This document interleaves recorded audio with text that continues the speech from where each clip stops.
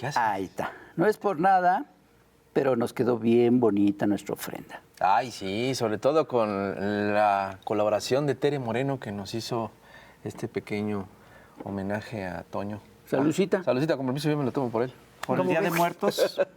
Pues mira, Es una celebración de la vida. Pues sí, pero yo digo que si vamos a hablar del Día de Muertos, tenemos que hablar pues del genocidio que se está llevando a muchos cabo. muertos. Es un tema duro, pero hay que tocarlo. Sí. Sobre todo Y de para niños, eso pues mujeres. tenemos dos invitados ¿Quién es? de Medio Oriente. Uno es Eduardo Moches. ¿Para qué nos Medio Oriente? Para que nos Medio Orienten. El otro es Shadi Mira, ahí está. Mira, ni más ni menos que Eduardo Moches, editor y poeta. Hola, bienvenido. Y viene también Gracias. ni más ni menos que el compañero verle. Shadi Igualmente. Rojana, que también es profesor del Colegio de México. Adelante. Adelante, por favor. Yo me siento acá. Ándale.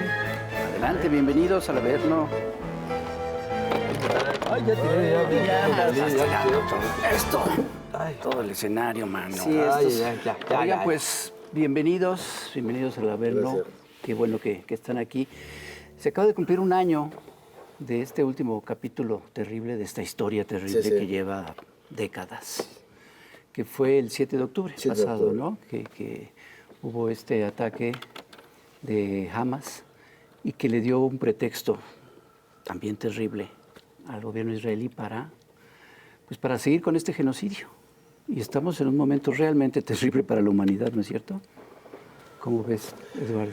Bueno, creo que el terrorismo viene de otro lado. La institucionalidad del Estado de Israel es una institucionalidad terrorista desde hace por lo menos 80 años. Y es lo que creo.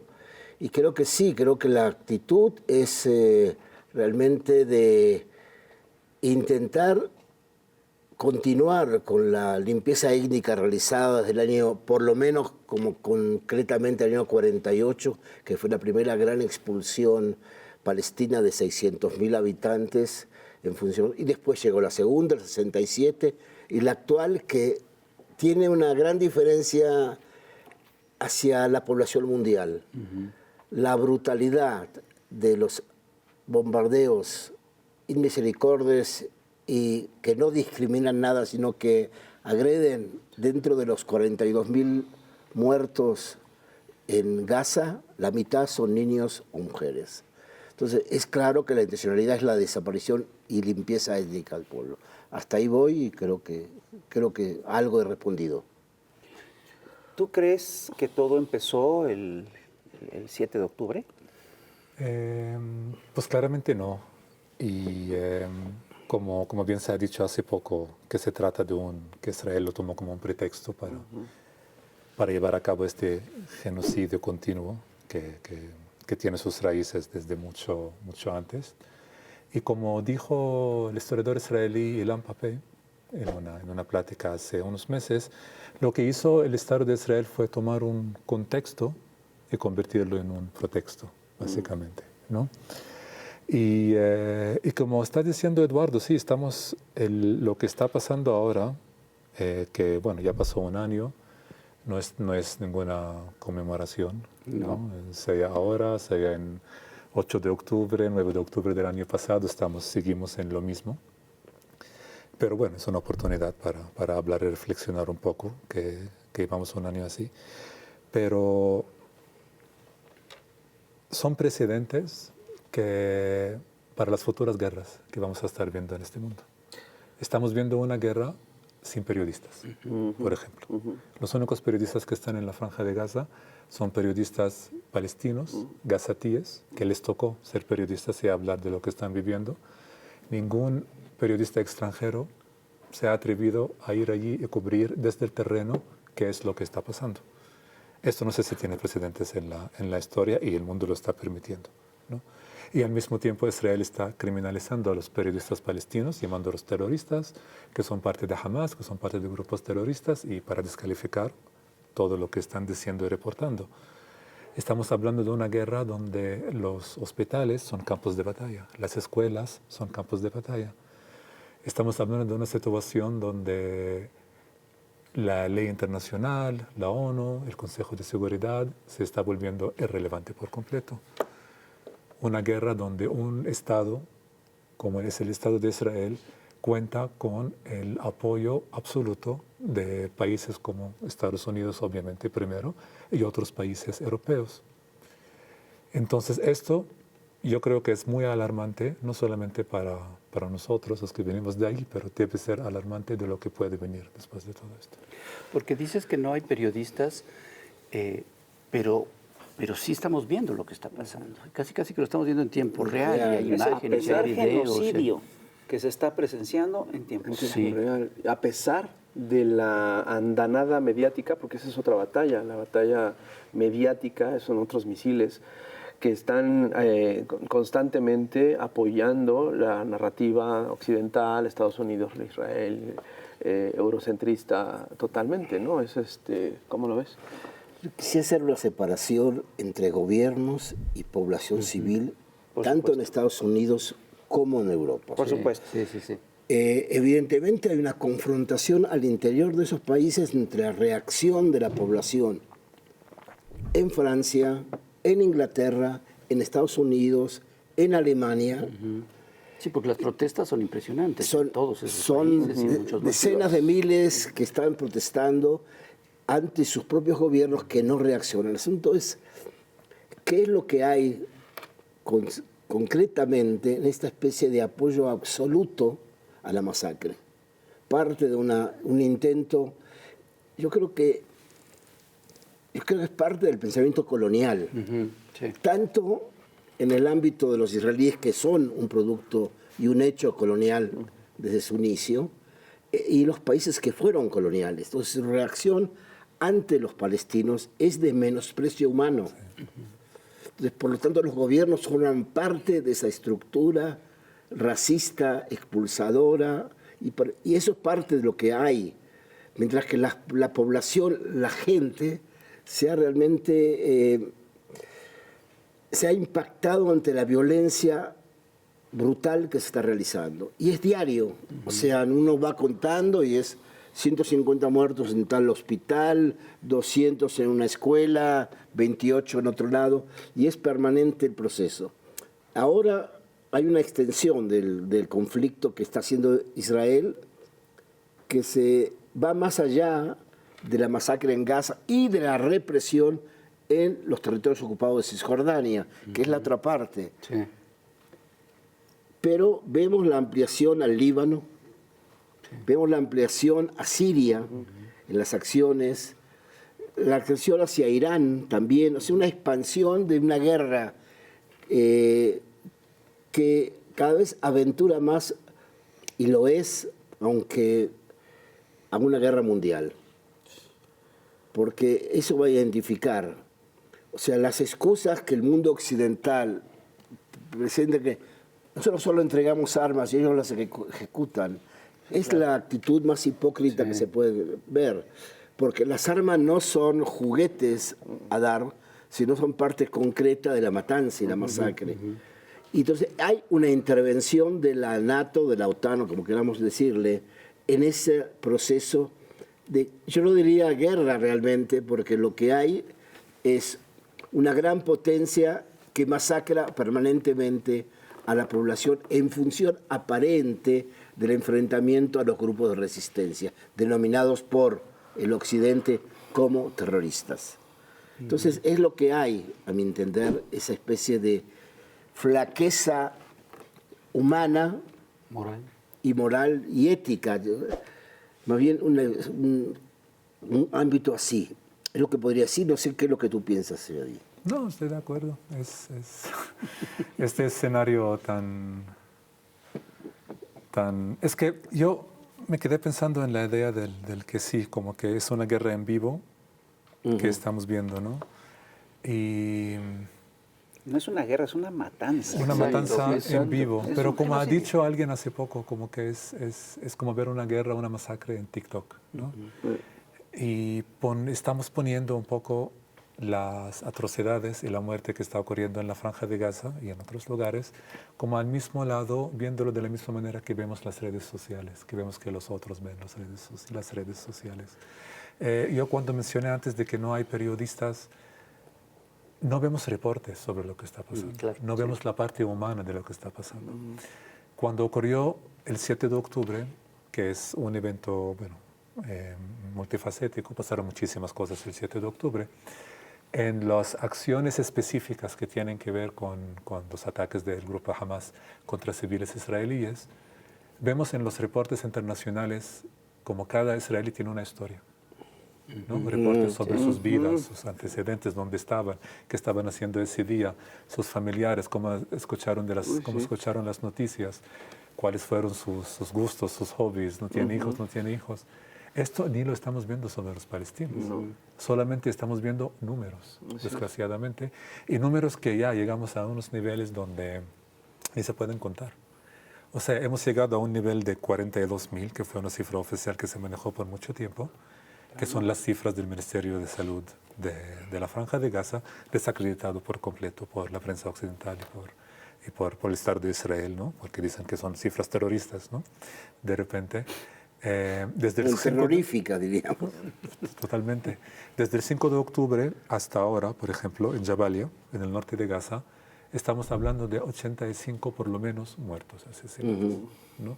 Ni mencionar de desaparecidos, gente que están debajo de los escombros. Entonces, ni esto podemos llegar a numerar bien lo que está pasando. Y las vidas humanas, las vidas individuales, las vidas colectivas, se están perdiendo en todo esto. El único medio que ha tenido oportunidad o la responsabilidad de cubrir esto es Al Jazeera, y que ha sido incluso bombardeada, ha sido censurada. Hubo un episodio en el que les prohibieron cubrir durante 40 días, un aproximado.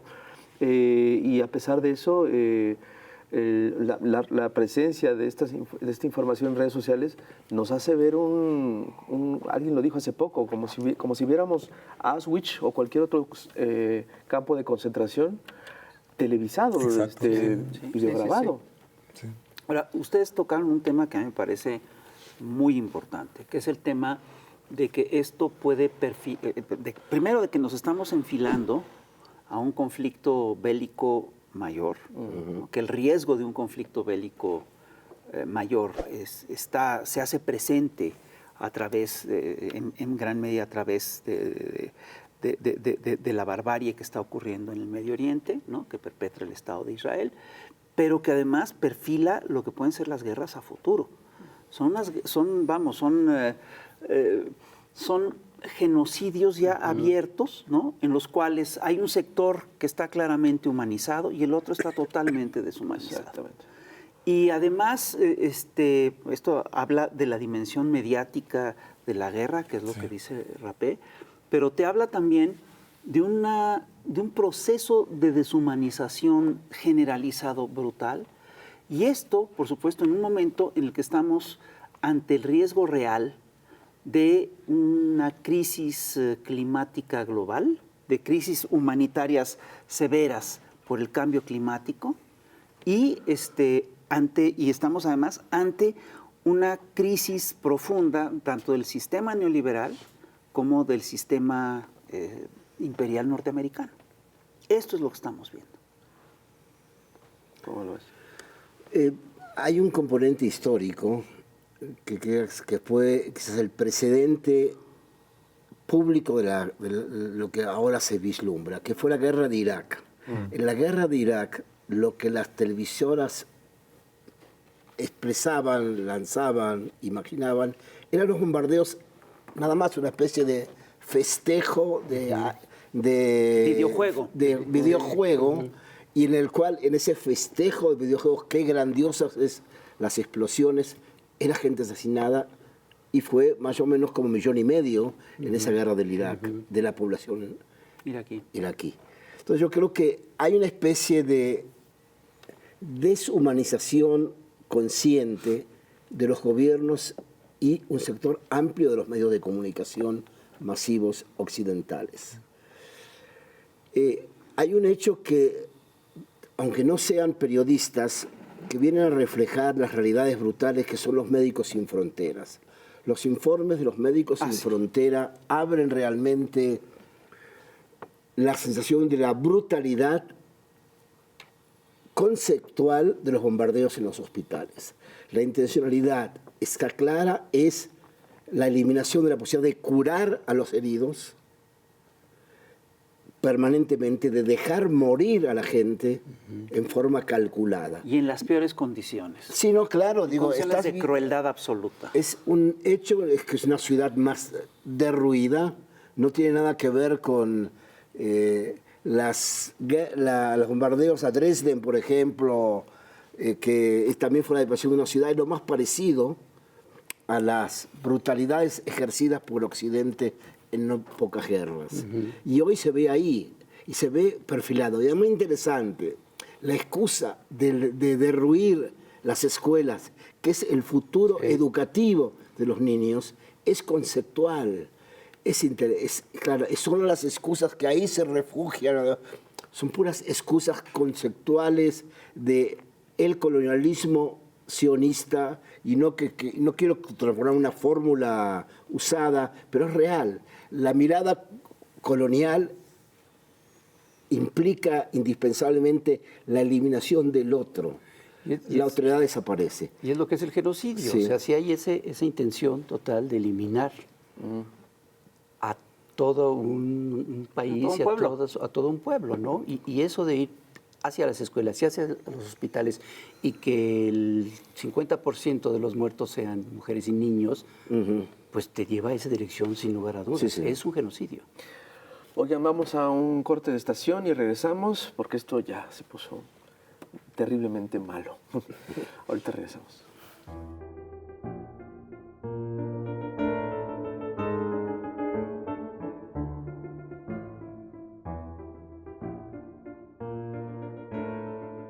Seguimos aquí en Chamoco TV, estamos platicando con Shadi Rohana y con Eduardo Moches sobre un capítulo que es una vergüenza para la humanidad, que es del genocidio en Palestina. Y hablábamos sobre el papel de los medios en esta guerra totalmente asimétrica, en la cual, pues sí, la manipulación mediática es muy importante. Y se han dicho muchas mentiras acerca de lo que está sucediendo en Palestina.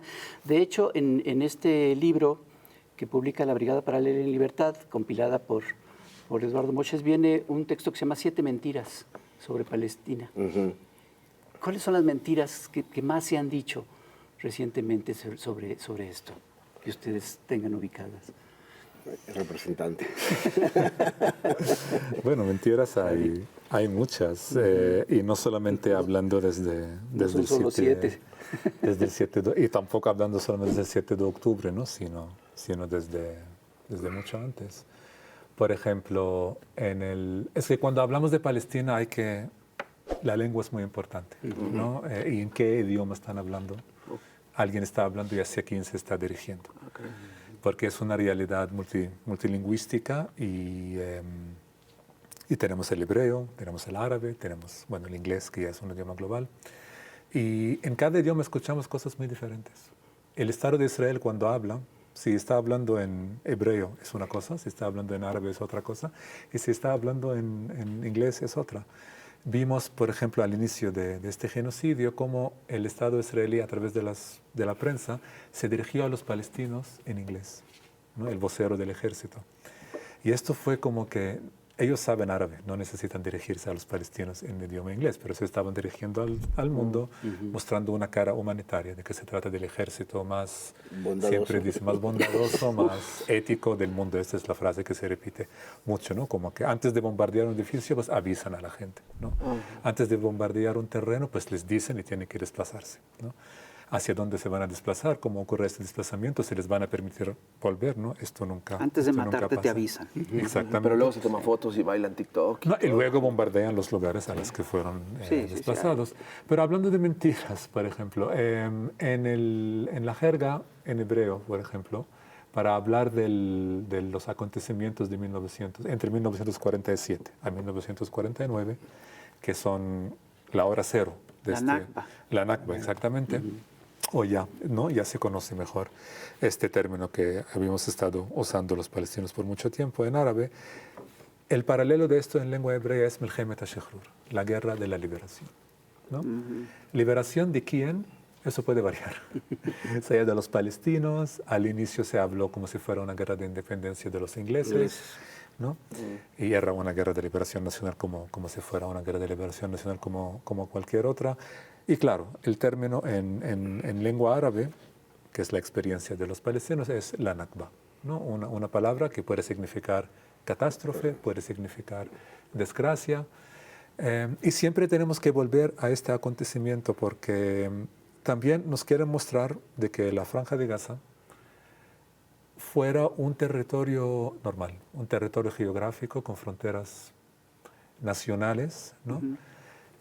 Cuando, bueno, cualquier tipo de frontera hay que cuestionarla, porque está ahí, obviamente, ¿no? Pero en el caso específico de Gaza y de la Franja de Gaza, para distinguir entre lo que es la ciudad de Gaza y la Franja de Gaza, las fronteras de la Franja de Gaza se trata de fronteras de cese al fuego, firmados entre el Estado de Israel, el naciente Estado de Israel en 49, y los países árabes, en este caso Egipto, hacia dónde parar la guerra, hacia dónde parar los enfrentamientos bélicos, pero más que todo para crear un territorio para alojar a todos los refugiados que fueron desalojados a la fuerza de sus casas, de sus aldeas, a través del miedo, ¿no? Haciendo masacres para que matar a un pueblo, para que los otros se vayan huyendo poco a poco, para que no les pase lo mismo. Deir Yassin fue un caso emblemático, una aldea en las cercanías de Israel, donde ahora hay un museo incluso del Holocausto, el Yad Vashem, está justo, ¿no? Donde están en terrenos que pertenecían a Deir Yassin, incluso un hospital psiquiátrico israelí está en las casas de los que eran las casas palestinas en Deir Yassin. Entonces, todo el centro y sur de Palestina, durante el Nakba, la gente que fue expulsada llegaron a la Franja de Gaza, sea por mar, por el Mediterráneo, así brincando y llegando a la Franja de Gaza, o por tierra. Entonces, estamos hablando de un territorio principalmente de refugiados. Números exactos no sabemos, ¿no? Ya en esas condiciones es difícil decir, pero se habla de más del 70, 80, 90.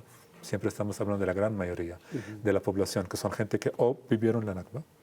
Hay gente que todavía vivió la Nakba, que estaba viva antes del 48 y puede contar lo que les pasó y cómo ellos recuerdan la Nakba y cómo ellos recuerdan sus aldeas y sus casas, sus ciudades.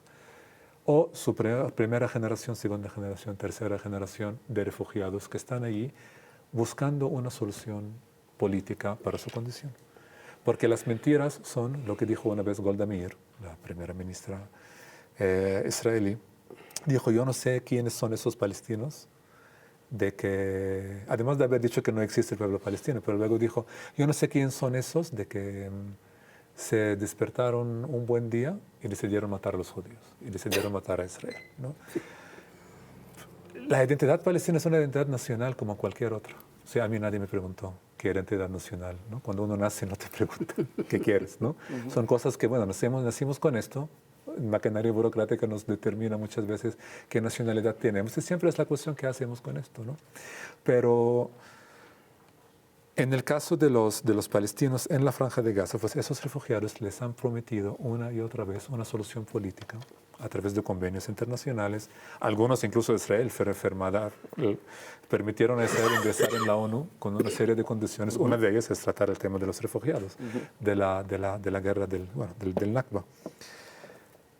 Y esa gente todavía está buscando una solución política. Entonces, siempre quieren pintar el conflicto, la guerra, como si fuera algo de un conflicto religioso, un conflicto étnico, un conflicto racial, ¿no? Que somos semitas y somos primos, ¿no? Todos esos discursos de jerarquización de los seres humanos que siempre vienen después, ¿no? Porque sí se trata de un conflicto de despojo de terrenos, un conflicto donde la geopolítica es muy presente, obviamente, ¿no? Donde está ubicada Palestina en el mapa, nada más eso nos explica.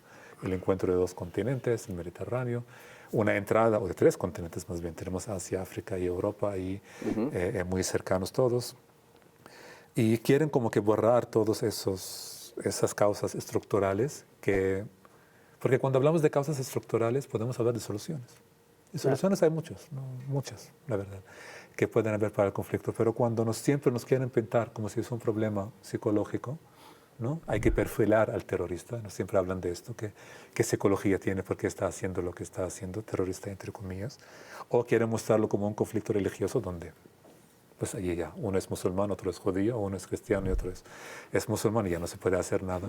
O étnico para remitirlo a cuestiones biológicas, cuestiones culturales, cuestiones antiguas, y no dirigirse a los problemas reales. Y en el caso de la Franja de Gaza hay que hablar del Nakba, hay que hablar del despojo de tierras, hay que hablar de la colonización y la anticolonización, o cómo decolonizamos esa tierra, y de retorno, obviamente el retorno palestino, y los derechos humanos también.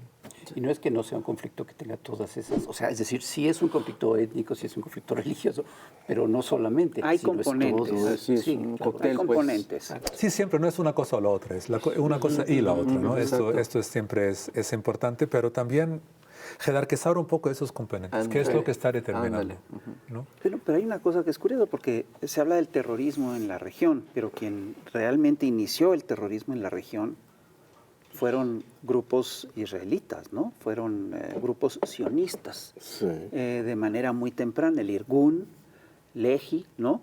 Todos estos grupos, ¿no? ¿Qué historia tienen estos actores? Bueno, son variadas. O sea, en teoría eran grupos de enfrentamiento ante el mandato británico. Esa es la primera versión. Pero la realidad es que conjuntamente con ese proceso de enfrentamiento al mandato británico, lo que había era una postura de, a través de acciones modelos, de crear el pánico en la población palestina, a través de acciones en aldeas, masacres y demás. Y lo que dijo un poco sobre Deir Yassin es real. Deir Yassin fue una aldea del 48 que fue masacrada y fue el ejemplo que se pasó de boca en boca a los ciudadanos palestinos. Y el temor fue importante y el proceso de, como en toda guerra, de huida de la población hacia un lado en el cual, hacia un espacio en el cual no sean masacrados o perseguidos, se dio. Y esa es otra parte de las mentiras, porque un componente de la propaganda sionista es que se fueron y no porque sí, por un hecho inusitado, esas personas se fueron del lugar y ya no regresaron, les impedían el regreso. Primer punto sustancial es impedir el regreso a sus aldeas. Más aún, alrededor de 600 aldeas palestinas fueron derruidas y sobre las cuales en los territorios se construyó no pocos espacios habitacionales judíos, para darle la palabra concreta al asunto. Digo, yo tuve la experiencia de vivir en un espacio, unos años estuve en Israel, del año 63 al 70, y viví en un espacio de un kibutz que estaba, en el cual al pasar, de pronto buscando las sandías a recoger, uno se encontraba con ruinas de casas.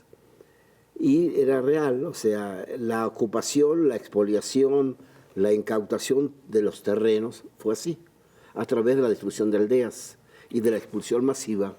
Yo hablaba de los 600.000 personas que huyeron ante del temor a ser eliminados físicamente. Y eso es todo, forma parte de un correlato político.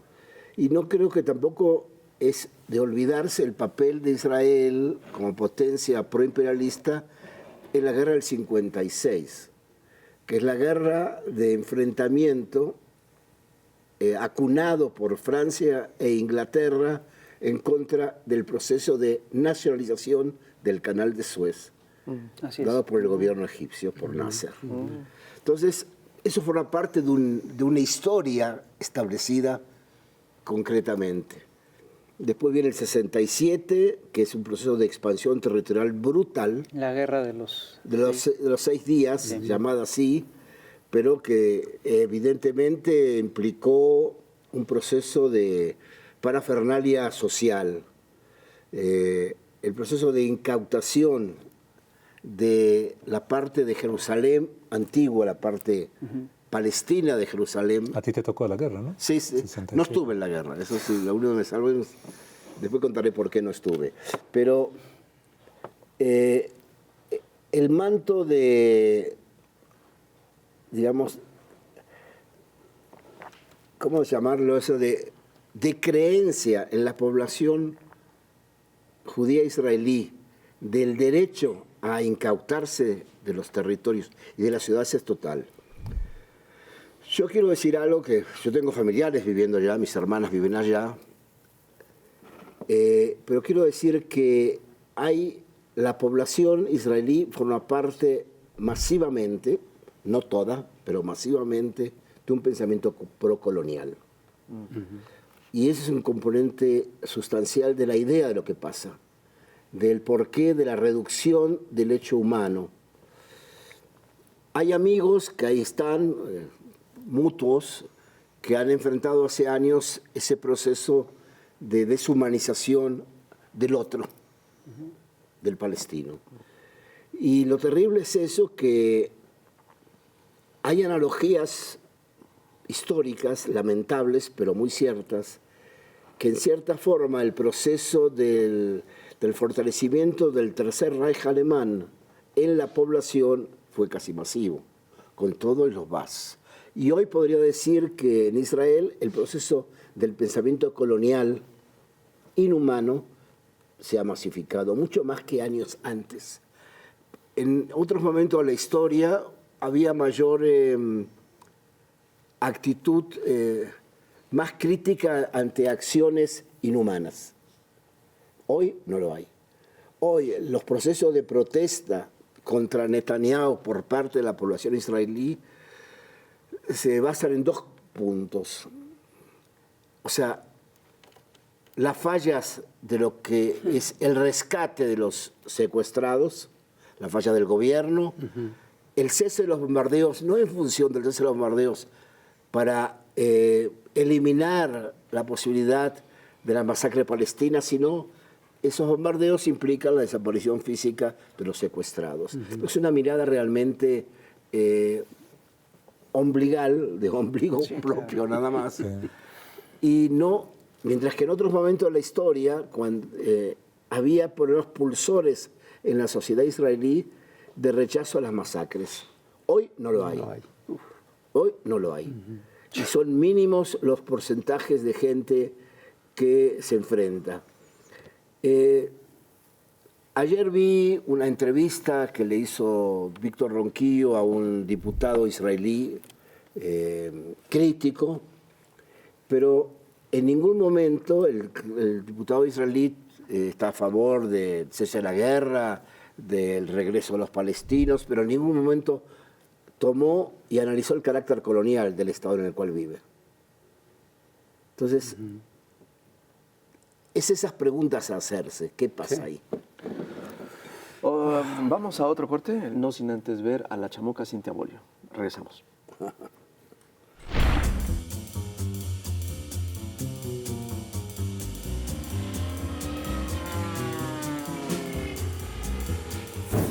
Querido electorado, hola. En estos días hemos acudido en tiempo real a la segunda parte del espectáculo de la justicia gringa versus el narcosecretario del Calderonato, Genaro García Luna. El juez Kogan le sentenció 38 años en lugar de la perpetua, onda bromance hollywoodense, con la enigmática frase, "pa' que tengas una luz al final del túnel". Pues va a necesitar lentes para ver esa luz cuando salga, como a los 125 años. Ah, no. Lo que sí es que la ola abajo deslindante de la derecha partidista y mediática, encabezada por Calderón, tiene más espíritu de Poncio Pilatos que de llorería por su flamante elemento multifunciones. Pero hay memoria histórica, deudas y deudos por parte del pueblo que soportó las tropelías de García Luna y que no se hagan borolas los prianistas. Calderón sí sabía y lo volvería a hacer según sus declaraciones desde su autoescape, exilio, en Madrid. La Vox Populi piensa que debe seguir Calderón al banquillo. Sin embargo, cabe destacar la información que sospechosamente se guardan en USA muy en la sombra. ¿Con quién traficaba Genaro? ¿Y cómo es él? ¿Quién es el capo mayor que recibe, distribuye y multiplica el precio de la droga en Estados Unidos? Hinches gringos, pulitzeros. Juicio del siglo o juicio del sigilo. La agenda oculta por parte de Estados Unidos no responde cuestionamientos y nos deja un cierto sabor a injusticia con su secretismo. Hablando de ismos, las benditas redes sociales aportan un superismo, super ad hoc, para las transculturales celebraciones halloweenescas. El macartismo, SIC, de género. Vaya fuertes tergiversaciones con el tal macartismo de género. Pasamos de la tristemente célebre, real y patriarcal Santa Inquisición y su cacería de brujas a las brujas de cacería. Y se abre la temporada de machirulos. Ay, pobrecitos.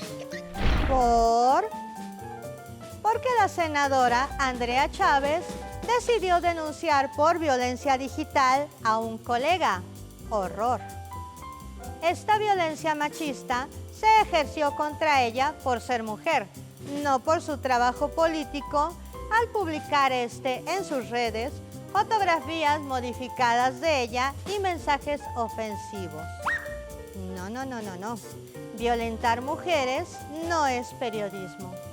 Curioso que la derecha perseguidora y arrebatadora de derechos de las mujeres intente desacreditar al feminismo como una especie de macartismo. La violencia digital es grave y totalmente indefendible, pues consiste en la publicación dolosa y sin consentimiento de la mujer de videos o imágenes íntimas reales o simuladas. Y con la ley de acceso de las mujeres a una vida libre de violencia y la ley Olimpia en mano, les insistimos a los hombres: no violen, no maten y no acosen. A todas mis queridas mujeres, mitad de la humanidad, disfruten de estas fiestas vivas, libres y felices. Chaito.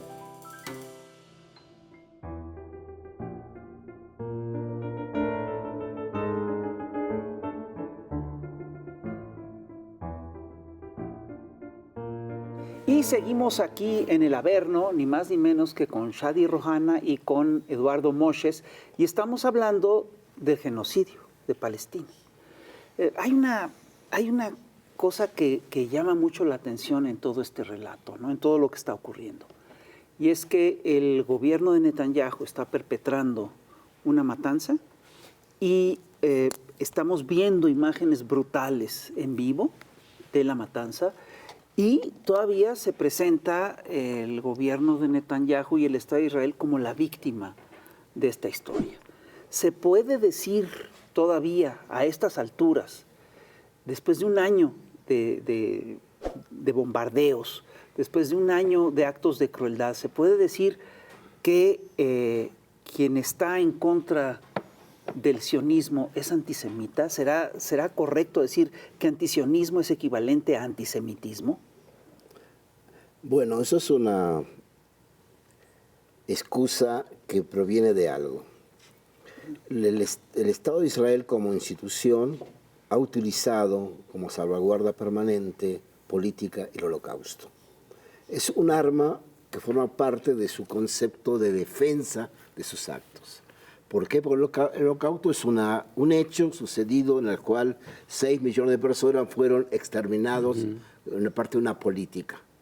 Y eso es un componente ganancioso, entre comillas, lamentablemente, por parte de la política israelí a lo largo de los años. No hoy, no es el problema de la brutalidad de la masacre en Gaza. Es alrededor de todo el tiempo en el cual Israel se convierte en el Estado que viene a representar a los judíos del mundo. Y como representante de los judíos del mundo es el adalid del proceso del holocausto. Entonces, si me tocan, están resucitando el holocausto.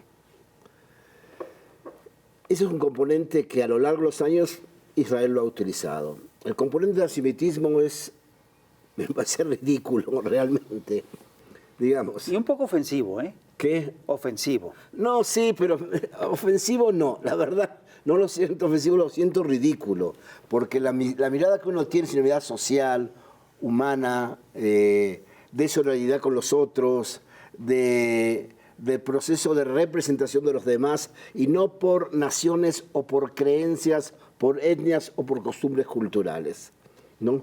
Entonces, por eso a mí me parece, en el sentido que no tiene valor alguno, esa acusación que solamente es el intento de impedir una mirada crítica sobre los actos de una estructura política, porque no es los actos del gobierno de Netanyahu, son los actos de los diferentes gobiernos a lo largo del 48 en adelante, y no digo precedentes antes, pues todavía no eran gobiernos del Estado, eran organizaciones, pero a lo largo de la historia, ese fue con variantes aparentes, en que hoy está reunida en este gobierno el sector más radical, clerical, religioso, utilizando parte de los textos bíblicos como su componente de este es nuestro lugar porque aquí lo dice el libro. Entonces, claro, entonces lo demás, como el libro no lo dice, no existen.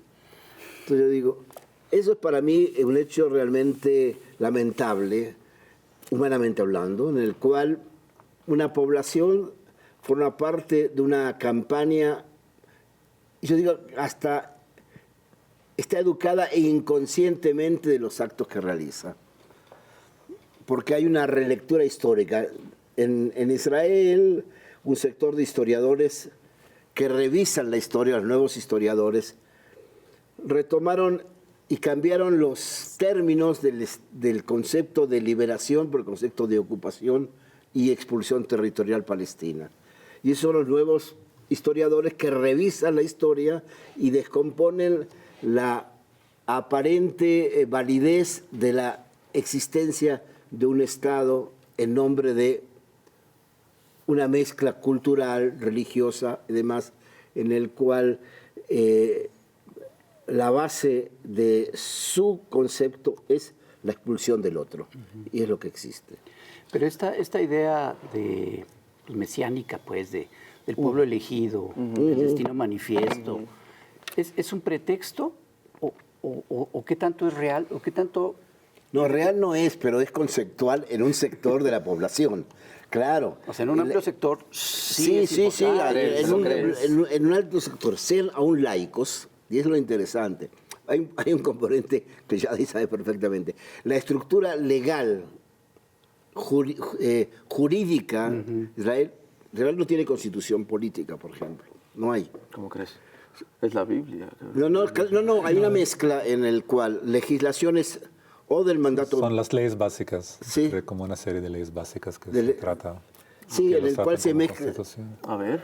Sí, no, pero... El mandato británico, está la legislación del mandato británico, legislación conformando parte de los conceptos de legislación religiosa, sí, en mucho. No sé, heredó una serie de leyes, bueno, como digamos, como una forma, digamos, las bases legales del Estado de Israel. Está la declaración del Estado israelí en el 48, el 15 de mayo de 48, y una serie de leyes básicas por el que rigen, y que para cambiarlos hay que llegar a una mayoría, ¿no?, casi absoluta en el Parlamento, no son fáciles de cambiar. Últimamente se ha agregado una ley básica que es la ley de la nacionalidad, una ley del nacionalismo, no sé cuál será la mejor traducción, con la idea de enfatizar de que se trata de un Estado exclusivamente para los judíos, ¿no? Y también heredaron, pues, como toda la estructura legal o todo el país fue entregado de cierto modo al movimiento sionista por parte de los antiguos patrones, que son los ingleses. Hay toda una serie de leyes que tienen que ver con el control de las tierras, el control de la gente, leyes de emergencia que siguen siendo vigentes, que fueron constituidos legislados por los propios ingleses. Por ejemplo, la famosa detención administrativa. ¿No? El Estado de Israel tiene el derecho de detener a cualquier persona consiguiendo las firmas de las autoridades necesarias, ¿no? Un juez, un jefe militar, pueden detener a cualquier persona y lo pueden tener en la cárcel por lo menos 6 meses, sujeto a renovación, hasta la infinidad, sin que esta persona sabe por qué es preso, ¿no? Incluso le hacen un juicio, o sea, puede ser que hay una corte, nada más llaman al acusado para dar su testimonio, sin saber por qué está acusado, y luego lo sacan junto con su abogado y se quedan, ¿no? El juez y la persona representante del gobierno.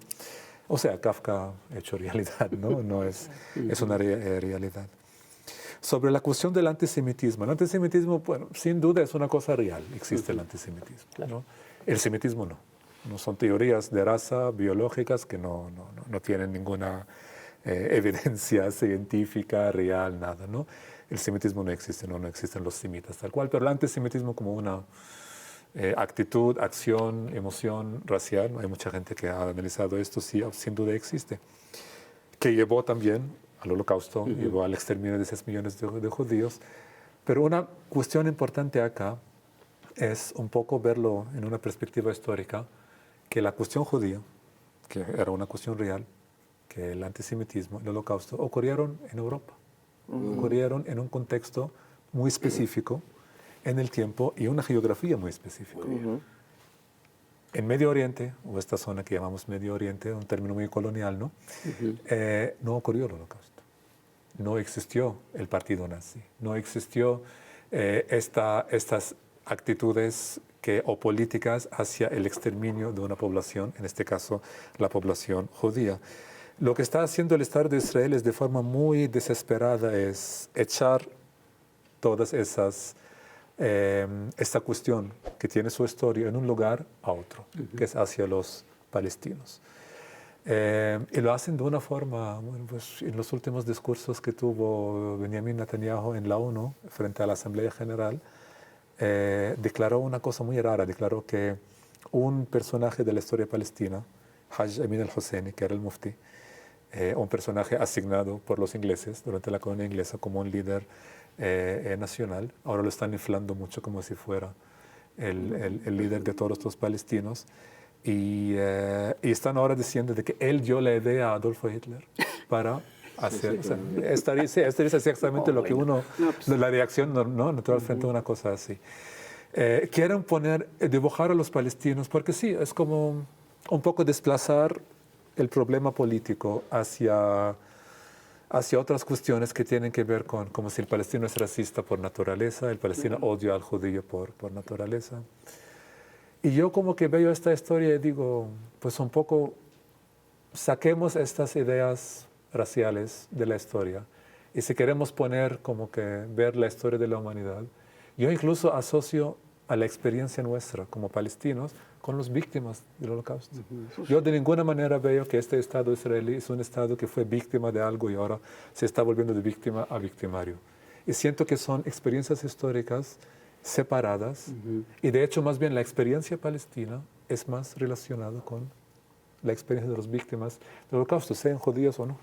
Hay una cosa que a mí me llama poderosamente la atención y de la que se habla poco, y es el hecho de que al final de cuentas todo el conflicto en Medio Oriente en realidad lo que hace es apuntalar los intereses de Washington en la región, de Washington y de Inglaterra en la región. Y eso te explicaría, entre otras cosas, el silencio de Washington ante la matanza, te explicaría, entre otras cosas, los votos de Estados Unidos en la ONU para que no se persiga al Estado de Israel, etc. Yo sí creo, es decir, la pregunta es, ¿estamos en la región ante una embestida militar y guerrera imperial para defender intereses concretos y para seguir digamos, alimentando una maquinaria de guerra en un momento en el cual el sistema entero está en una crisis económica profunda? Sí y no. A ver. Yo creo que la política sionista ha mantenido una postura y acciones que a veces no entraban indispensablemente con los intereses estadounidenses. Hay un proceso colonial, de expansión territorial, de la gran Israel de un lado a otro de los ríos, en el cual es postura de ese movimiento en sí mismo, que forma parte de un componente proimperialista, sí lo es, pero hay una especie de, entre comillas, de independencia política del sionismo por sus propios intereses, que es la expansión territorial, la eliminación, la limpieza étnica, la eliminación de la población palestina. Voy a dar un ejemplo de por qué también este concepto de la unidad judía se da. En Irak, la población judía en los años 50 formaba parte natural y normal de la ciudadanía iraquí. Con el tiempo hay acciones en los diferentes templos judíos que los bombardean. Y la investigación llevó a la conclusión que fueron acciones realizadas y estimuladas por el Estado de Israel para concretar la salida masiva de los judíos de Irak. Y eso es interesante, cómo es que la misma política israelí, en función de su Estado judío ideal, es la creadora de actos de terrorismo contra los propios judíos. Entonces, es una parte de la historia poco conocida pero existente a los cuales va. Sí. Y eso forma parte de esa especie de vida en el Medio Oriente, como bien decía Shadi, en el sentido de que no hay una calca de las posturas antijudías, porque digamos, él bien dice que los semitas no existen, otros dicen que sí, pero no importa. Pero lo interesante es eso, la conformación de intereses variados y diferentes. Yo no sé qué tiempo nos queda, pero a mí me agradaría poder tomar un componente extra que es la existencia cultural del pueblo palestino. La existencia cultural se ve expresada en diferentes formas y una en los ámbitos de la escritura. Hay un ya fallecido, un muy reconocido mundialmente poeta palestino, Mahmoud Darwish, en el cual realmente él vivió todos los procesos de expulsión, de enfrentamiento, de salida, de exilio. Y yo quisiera leer un fragmento corto, ¿no?, de un poema escrito en el 2002, que se llama Estado de Sitio. Voy a leer un fragmento nada más. Aquí, en la falda de las colinas, ante el ocaso y las fauces del tiempo, junto a huertos de sombras arrancadas, hacemos lo que hacen los prisioneros, lo que hacen los desempleados. Alimentamos la esperanza. Un país preparado para el alba, nuestra obsesión por la victoria nos ha entontecido. No hay noche en nuestra noche que con la artillería refulge. El enemigo vela. El enemigo nos alumbra en el sótano oscuro. Aquí, tras los versos de Job, a nadie esperamos. Aquí no hay yo, aquí Adán recuerda su arcilla. Este sitio durará hasta que enseñemos al enemigo algún poema de la Yaelía. El cielo es gris plomizo a media mañana, anaranjado por las noches. Los corazones son neutros, como las rosas en el seto. Bajo sitio, la vida se torna tiempo, memoria del principio, olvido del final. La vida plena, la vida a medias acoge una estrella cercana a temporal y una nube emigrada a espacial. Y la vida aquí se pregunta, ¿cómo resucitar la vida? Y continúa el poema más largo. Ay, se apachurra el corazón. Sí, un tema rápido, pero que también hay que plantear y que tiene que ver con una cosa que acaba de decir Eduardo, y es el hecho de que efectivamente en un momento dado Israel, el gobierno israelita, propició y apoyó el fortalecimiento de Hamás para debilitar a la Organización de Liberación Palestina de Yasser Arafat. Esto lo dijo, entre otras cosas, en el Wall Street Journal un general brigadier israelita llamado Itzhak Segev, ¿no? Entonces, todas estas cosas las tenemos que trabajar y tenemos que ver de qué lado está el terror y de qué lado está la esperanza. Sí, Pues y ya, la esperanza va a ser algo muy importante. Muchas gracias, Ustedes. Eduardo, muchas Ustedes, gracias, por la Shadi. invitación. Los Viva volvemos por a este invitar. Averno. Muchísimas Espero que gracias. tengamos otra plática después para hablar de la esperanza. Así es. De qué manera se puede solucionar esto. Así que esperemos de esperanza y esperamos que usted comparta, coleccione, comente este programa porque es triste, pero es para estudiarse. Cuídense mucho y nos vemos a la próxima. Bye.